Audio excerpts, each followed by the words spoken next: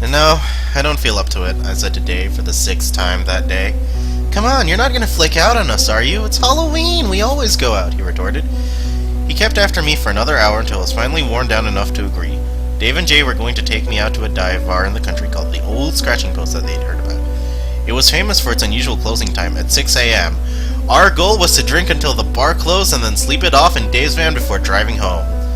We left my house at 8 p.m. sharp and drove out of town.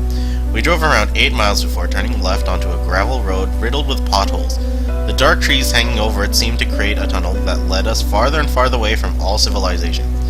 Dave was behind the wheel while Jay and I sat in the back seat swiggling beers and passing a joint back and forth. The radio alternated between heavy metal and static, eventually fading completely into mind-numbing white noise as we got farther from town.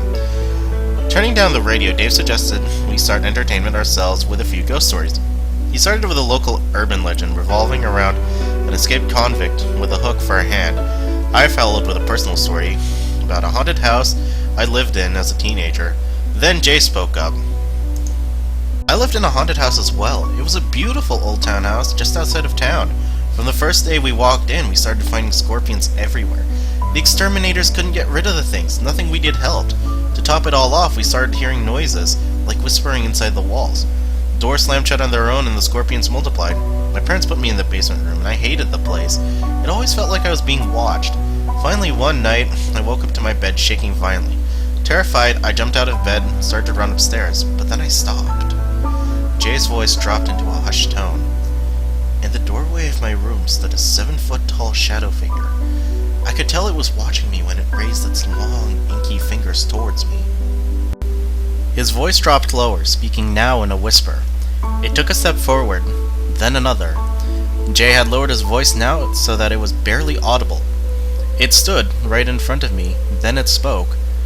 What did it say? I asked, my ear nearly touching Jay's lips. Applesauce! Jay screamed at the top of his lungs in a high-pitched wail. Dave nearly swerved off the road, and I slammed my head into the window. I jerked back so fast. Jay laughed at our expense, and as we progressed in silence, as the thick darkness surrounded us, barely broken by the dim yellow lights of our vehicles. Suddenly, the radio static gave way to a weather broadcast. The unexpected voice that crackled through the speakers in the van made us all jump.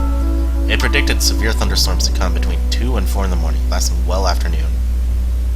We turned into the gravel and dirt parking lot, and I saw the bar for the first time.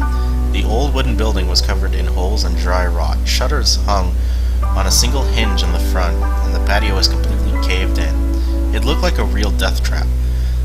The front entrance had been boarded over with a couple pieces of plywood.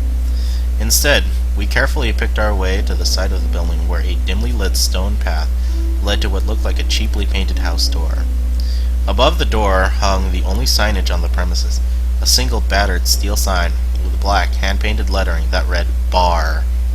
A flickering light hung above it, just a naked bulb in a socket. Laughing to myself, I followed Dave and Jay inside. The interior was dim and spooky. I could just make out a single pool table sitting unused near a neon-colored jukebox which wailed Crossword Blues by Robert Johnston on repeat. The bar was a piece of old scratched wood that might have been cherry with a carved top and stools with thick leather padding squatted on front of it. There were a few patrons situated around the bar, each sitting silently and staring into their respective drinks. Through the smoke-filled atmosphere, the faces of these customers seemed to contort and writhe in pain and misery as shadows danced across them. I thought it was strange that these people would be so quiet and still, but kept concern to myself, chalking it up to the residual discomfort from the stories we had been telling. The bartender, a rather attractive blonde man with piercing blue eyes, took our order as we sat down. Something about his confidence and demeanor made me feel like he was my friend from the moment he turned towards me. He stood behind the bar, working his rag with one hand and twisting his squeaking pint glass with the other. He was partial to old world blues, citing a collection of songs from blues artists from the Civil War era. His favorite sport was baseball, an avid fan of the Yankees. Everything he said came through a crooked smile that made him seem like as if he were perpetually enjoying some inside joke. After 4 or 5 beers, I excused myself to the restroom. The tile was peeling from the floor, and the fixtures on the stalls and toilets were lumps of grime-covered corrosion. The stink of unwashed messes alone made my eyes water. The room was hot and puffy, and within seconds I had started to sweat. I finished my business and walked back into the bar proper. Instantly I could tell something was different. The patrons were talking in hushed tones and beginning to become more animated. Returning to my seat, I noticed Dave and Jay were gone. "Did you see where the guys went?" I asked the bartender. "They went out for some air," he responded with that smile of his. I walked over to the dust-caked window in a shadowy nook and tried to wipe a spot big enough to look through. My stomach sat as I watched our van turning into the intersection and speeding away. I could imagine their howls of laughter. I'm sure they were being very funny, very clever. I ordered another beer and a shot of whiskey. I drank them down quickly and settled the tab. The bartender asked what I was going to do about my situation.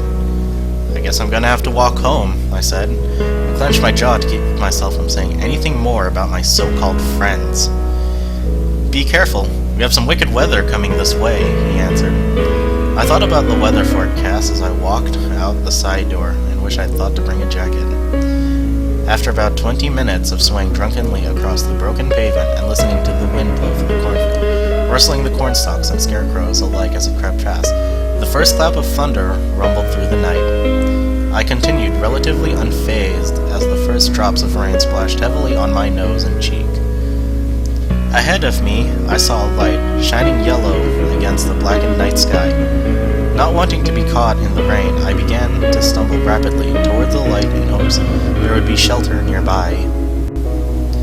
As I approached it, the rain started to pick up. I then realized I had walked in a circle and ended up right back at the bar. I went back in, soaked from top to bottom, leaving a wet, dripping path behind me. The patrons had all left and only the bartender remained. I sat down at the bar and was working up the courage to ask for help when he read my mind. "You need a ride?"